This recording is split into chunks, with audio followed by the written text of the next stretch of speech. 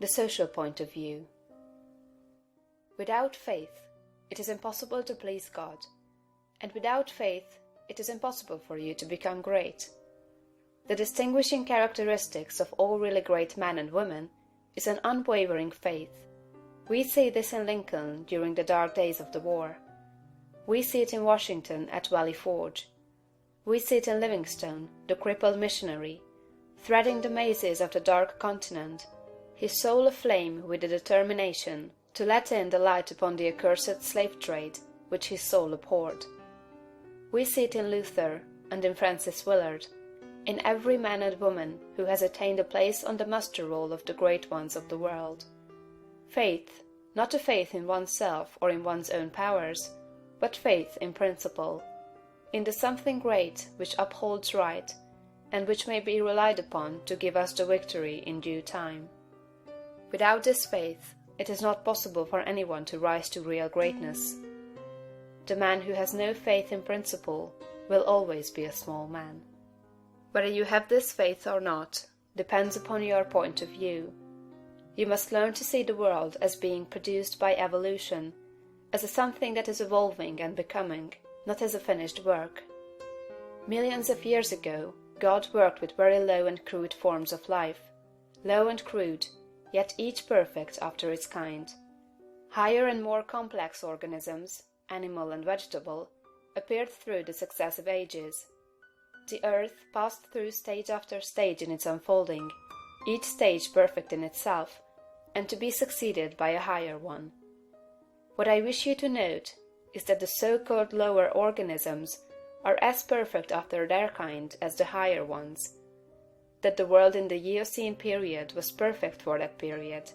It was perfect, but God's work was not finished. This is true of the world today. Physically, socially, and industrially, it is all good, and it is all perfect. It is not complete anywhere or in any part, but so far as the handiwork of God has gone, it is perfect. This must be your point of view, that the world and all it contains is perfect, though not completed. All's right with the world. That is the great fact. There is nothing wrong with anything. There is nothing wrong with anybody. All the facts of life you must contemplate from this standpoint. There is nothing wrong with nature. Nature is a great advancing presence working beneficently for the happiness of all. All things in nature are good. She has no evil.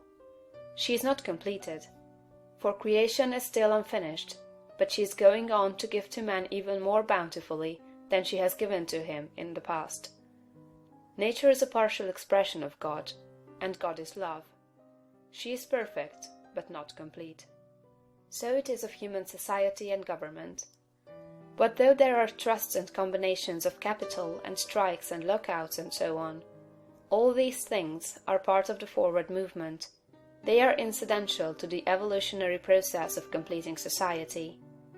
When it is complete, there will be harmony. But it cannot be completed without them.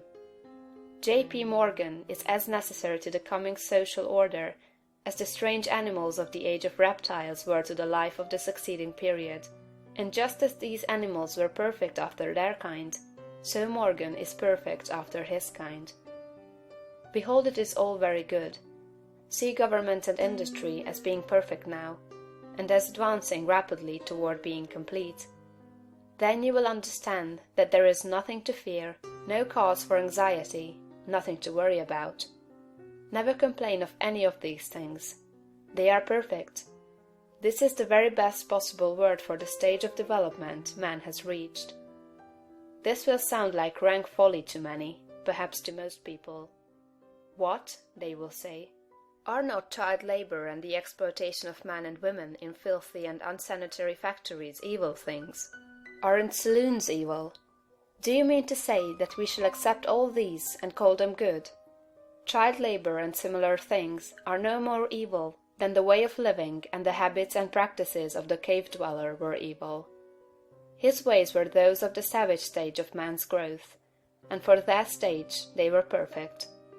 Our industrial practices are those of the savage stage of industrial development, and they are also perfect.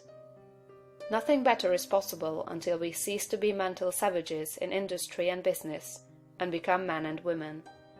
This can only come about by the rise of the whole race to a higher viewpoint. And this can only come about by the rise of such individuals here and there as are ready for the higher viewpoint.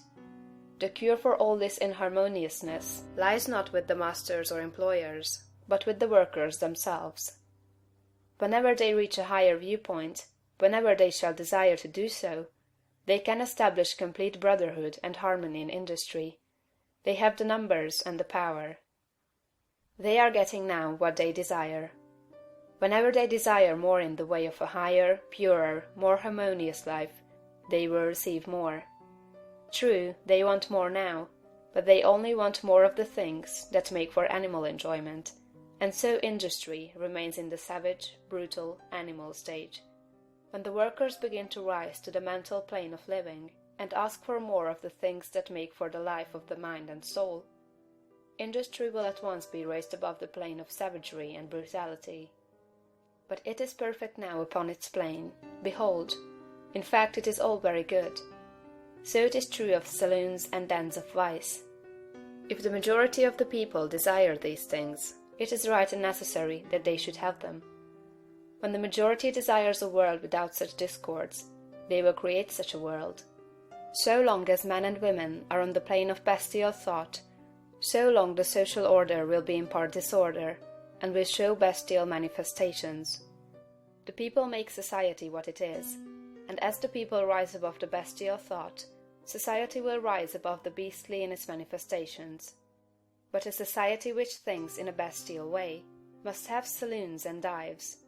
It is perfect after its kind, as the world was in the Eocene period, and very good. All this does not prevent you from working for better things. You can work to complete an unfinished society, instead of to renovate a decaying one. And you can work with a better heart and a more hopeful spirit. It will make an immense difference with your faith and spirit, whether you look upon civilization as a good thing that is becoming better, or as a bad and evil thing that is decaying. One viewpoint gives you an advancing and expanding mind, and the other gives you a descending and decreasing mind. One viewpoint will make you grow greater, and the other will inevitably cause you to grow smaller.